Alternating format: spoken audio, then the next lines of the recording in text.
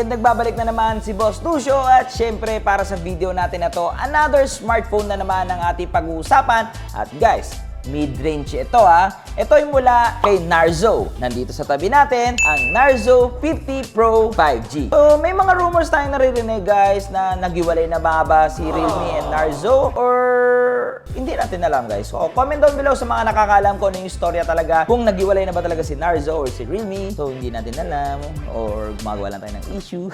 So balik na nga tayo dito sa ating topic again. Another mid-range phone mula kay Narzo. So tara, umpisa na natin.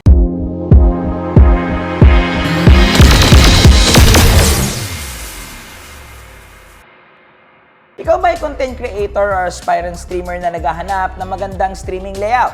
Yung lahat animated, yung lahat high quality, at ang pinakamaganda dito, it's copyright free. Saktong-sakto ka dahil this video sponsored by On.TV. Sobrang dami mong pwedeng pagpilian dito na themes na pwedeng bumagay sa iyong live streaming layout. Nandito na lahat. Example, the webcam overlay with the labels, green screen webcam with the labels, at mga animated talking banner, animated overlays, at mga scene transition na pwede mag-improve para sa iyong live streaming. Meron na ring starting banner, pause banner, at ending banner. Kung gusto mo ng mga gaming profile, gaming background, gaming cover photo, gaming panels, lahat ay nandito sa On.TV. Gusto mo rin ng mga emojis or mga subscription stickers, meron din dito sa On.TV. Ayos, di ba? Napakaganda at napakasulit talaga ang bumili dyan sa On.TV. Napakadali lang pumunta dyan guys. You can see the link on the description box, www.on.gg/boss_Lucio, at meron akong 50% off once na gamitin ninyo ang coupon code na Lucio. Manda na yung streaming layout, nakamura ka pa. So balik na nga tayo dito sa ating topic, Narzo 50 Pro 5G. Okay guys, marami ng Narzo phone na naglabasan at meron na rin nauna na 50 Pro. Yun nga lang guys, it's a 4G lang. Ngayon is a 5G na. Actually, medyo matagal-tagal na ito nalabas. Gusto ko lang munang humingi sa inyo ng disclaimer. Hindi ito sponsor video ni Narzo. Ito'y mula kay Boss Wrecker. Kinuha ko lang sa kwarto niya.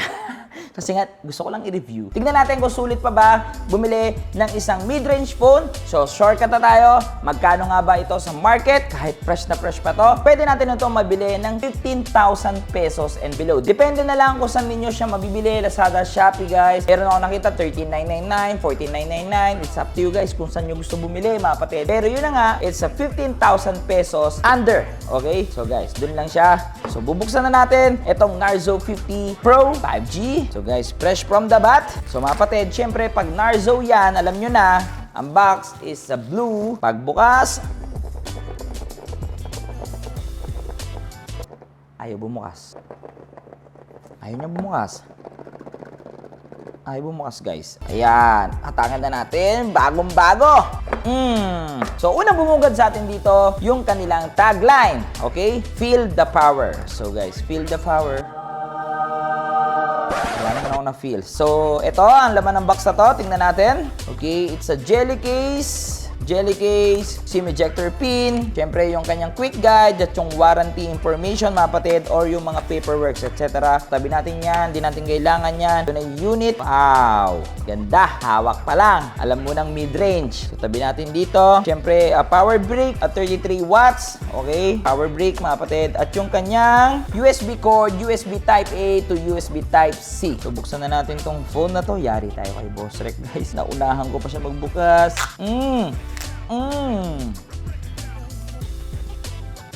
Wow, ganda guys, ang pogi oh. Look at that. Sheesh. Guys. Wow, lalaking lalaki. So may dalawang kulay na to ang lumabas sa market. So yung ating hawak ngayon, ito yung Hyper Black. Sobrang ganda, di ba? Oh, at meron pa itong isang Hyper Blue. So pagkahawak ko kanina kagad sa kanya guys, naramdaman ko agad na napaka-premium ng phone na to dahil meron lang siyang total weight na 181 grams. At para naman sa kanyang form factor, meron itong thickness na 8mm, height na 160.2mm, at sa kanyang length is 73.3mm. So sa kanyang build and quality naman dito guys, syempre it's a build by plastic, pero napaka-premium na plastic yung ginamit nila dito kasi look at that. Again, ulitin ko sa inyo yung likod niya. So, napakaganda ng kanyang finish. Medyo bumabakat yung ating fingerprint dito, lalong-lalo na kung medyo pasmado ka, wala, babakat talaga dito yung fingerprint mo. So napakaganda rin dito ng kanyang sides. Usong-uso ngayon yung mga flat panel, flat na back panel, mga kapatid natin. Pero ito, medyo iniba dito ni Narzo yung ginawa niya sa 50 Pro 5G. So medyo curved dito yung gilid, pero flat panel dito yung likod. At para naman sa kanyang camera module, napakaganda ng ginawa din dito ni Narzo. Meron siya ditong glass, mga kapatid natin. At yung camera bump dito, it's a triple camera setup, napakaganda. So makikita mo kagad dito yung branding ng Narzo. Yun nga lang, medyo nakikita natin sa kanya yung pagkaitsura ng camera module ni Realme. So sa kanyang right side, makikita natin dito yung kanyang power button. So guys, wala dyan yung kanyang fingerprint. Okay, baka iniisip mo nandyan sa gilid or side mounted fingerprint, wala dyan. Mamaya sasabihin ko kung nasaan. And then guys, dito sa left side, nandito yung kanyang volume rocker at yung kanyang SIM tray. Itong SIM tray niya ay may dual slot na nano 5G. So pwedeng dalawang 5G ang ilagay mo dito na SIM card.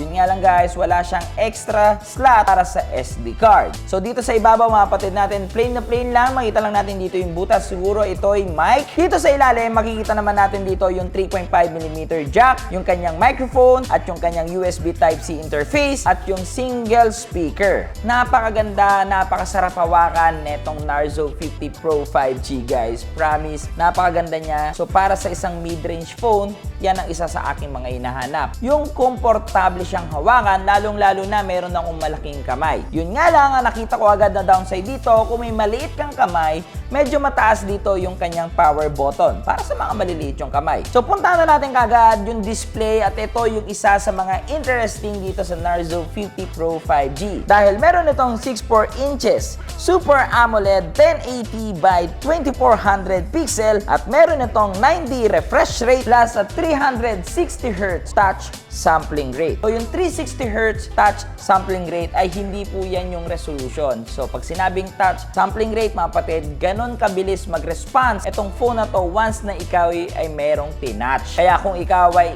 in sa mga esports, yung tipong competitive ka pagdating sa mga game, yung ayaw mo na didelay yung mga pindot mo guys, yan yung mga isa sa dapat mong hinahanap. Yung 360Hz touch sampling rate. Another good point na sa akin, na nilagay nila ito sa 90 refresh rate. Siyempre mga kapatid, nakakaumay na kaya mag 60 refresh rate ngayong 2022. Napakaganda ng kulay dito dahil ito nga ay naka Super AMOLED, yung picture quality, siyempre detailed na detailed. At hindi pa yon, dahil itong Narzo 50 Pro 5G e-equip ng MediaTek Dimensity 920 5G. Doon pa lang, sure na ako na medyo mabilis dahil si Dimensity 920 ay isa na sa mga pinakamalalakas ngayon na processor. May dalawang variant itong 50 Pro 5G. Meron itong 8GB of RAM na merong 128GB of ROM. Isang naiba lang, yun ay 6GB of RAM. Same din ng kanilang internal storage. So kung bitin ka pa doon sa RAM na meron dito sa Narzo 50 Pro 5G,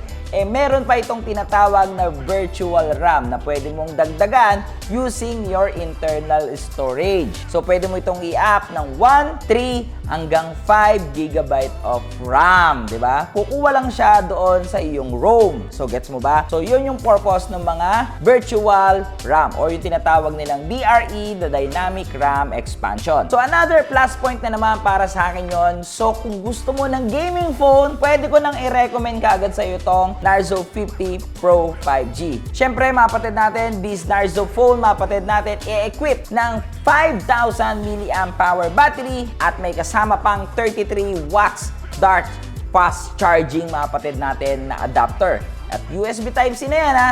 Kaya sure na sure ako guys, kaya na ito mag-charge ng 50% in 31 minutes. So yan yung nasa kanyang advertisement, mga kapatid natin, o sa promotion ni Realme. Kay Realme galing yan ha, hindi sa akin. Isa sa pwede ko mapagmalaki dito sa Narzo 50 Pro 5G is yung kanyang triple camera setup. Dahil ang kanyang main camera ay merong 48 megapixel na may 1.8 aperture, 8 megapixel para sa kanyang ultra-wide na merong 2.2 aperture, at ang macro na 2 megapixel, 2.4 aperture, at merong 1080p at 30 fps recording format. At para sa kanyang selfie, meron itong 16 megapixel with a 2.4 aperture na merong 1080 at 30 fps recording format. So nabigla ako doon sa Narzo 50 Pro 5G, yung 16 megapixel, mga kapatid natin, na front camera. Minsan nakikita ko talaga sa mga mid-range yan, pero majority nakikita ko talaga yan sa mga flagship. So ngayon, gamit natin dito yung selfie camera netong Narzo 50 Pro 5G. So guys,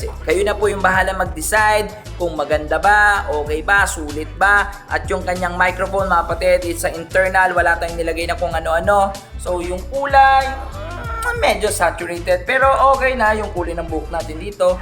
Pwede na, di ba? So yung gamit naman natin ngayon, it's yung 48 megapixel dito ni Narzo 50 Pro 5G. So guys, same audio, no mic in na naka-install. So guys, okay. So medyo ma-shake lang siya ng onte, pero kayo na yung bala mag-decide, mga kapatid. Para sa akin, pwede na.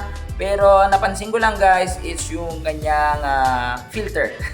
Parang ang kinis ng mukha natin dito, ano? So ito naman yung mga sample picture mula dito sa Narzo 50 Pro 5G using the main camera. Okay naman siya, sulit naman, maganda naman yung camera. Kahit papano, 48 megapixel siya, medyo saturated. Hindi ko alam kung dala sa kanyang screen or sa mismong camera settings. Pero yun na nga, mga kapatid, not bad naman para sa isang mid-range phone. Para naman sa gaming, syempre mga kapatid, like what I said, kung naghahanap ka ng gaming phone, pwede mo nang ipasok sa iyong listahan itong Narzo 50 Pro 5G.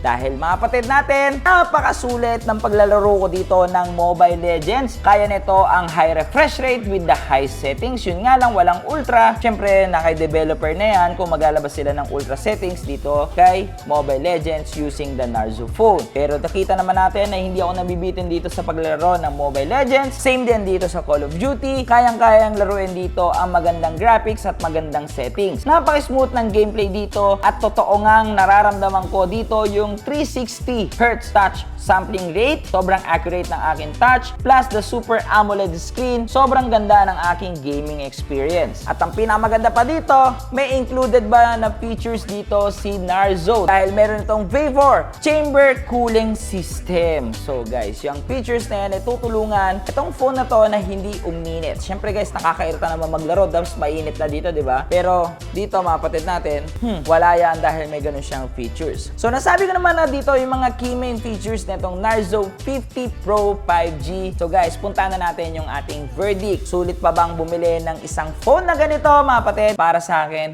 yes, okay? Again, like what I said, mga kapatid, kaming tech reviewer dito ay nagbibigay lang ng kanya-kanyang opinion para magbigay sa inyo ng idea pagdating sa isang gadget. Pero kung saan nyo tatanungin, under 15,000 pesos ang mid-range phone, mga kapatid natin, this Narzo 50 Pro 5G, pwede ko nang may recommend guys para sa yung daily-driven smartphone, pang vlog na smartphone, pang gaming na smartphone, mga kapatid. Sulit na siya dahil sa kanyang mga specs na nilagay dito ni Narzo at nakakatawa, under 15,000 pesos meron ng ganyang isang smartphone. So hanggang dito na lang to. Maraming salamat sa lahat ng tumapos at gusto ko lang ulit humingi ng disclaimer. Hindi ito sponsored video ni Narzo or ni Realme. Pero baka naman, Narzo and Realme, dito lang si Boss Lucio, mga kapatid. Parang hindi na ako manguha ng cellphone kay Boss Wrecker, di ba? Don't forget to like, share, and comment, subscribe, at yung malita bell para lagi kayong updated sa lahat ng ating video. Again, I'm Luis Teves, aka Boss Lucio, ang inyong stream coach para sa inyong mga stream. Tech problem, happy streaming,